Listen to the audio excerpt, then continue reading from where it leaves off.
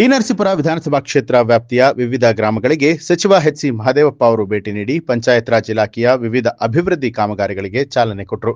ಈ ಕುರಿತು ಮಾತನಾಡಿದಂತಹ ಅವರು, ಕ್ಷೇತ್ರದ ಅಭಿವೃದ್ಧಿ ಕಾಮಗಾರಿಗೆ 200 ಕೋಟಿ ಮಂಜೂರಾಗಿದೆ.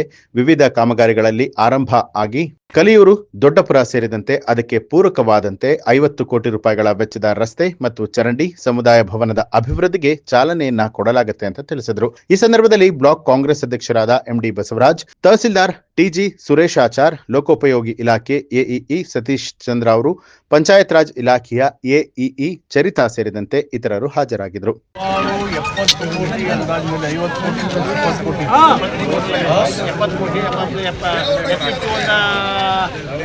12 ಕೋಟಿ ಆಗಿದೆ.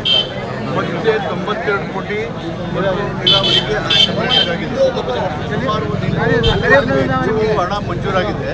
ರಸ್ತೆ ನೋಡೋದಕ್ಕೆ ಗ್ರಾಮೀಣ ಪ್ರದೇಶದೊಳಗಡೆ ಸುಮಾರು 50-70 ಕೋಟಿ ಮಂಜೂರಾಗಿದೆ.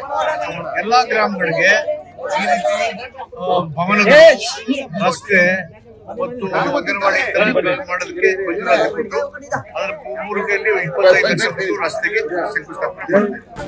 ನ್ಯೂಸ್ ಅಲರ್ಟ್ ನಿಮ್ಮಿಂದ ನಿಮಗಾಗಿ.